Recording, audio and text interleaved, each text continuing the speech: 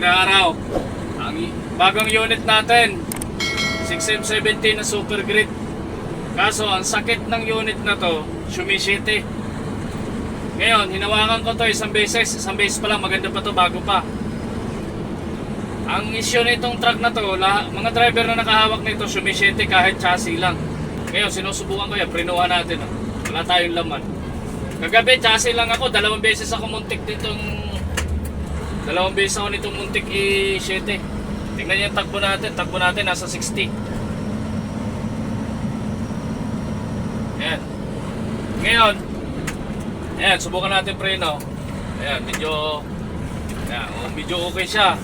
Pero nararamdaman ko, alam niya kung bakit. Yung unahang preno nito, hindi pantay. Meron siyang preno, hindi nawawala yun.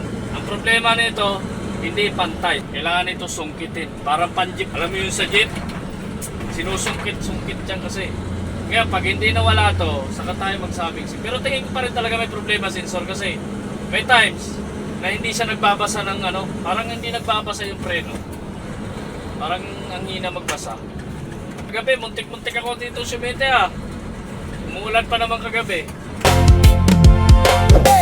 Gising sa umaga, makina'y umaandar. Kalsada ang trabaho, walang hintot pahinga.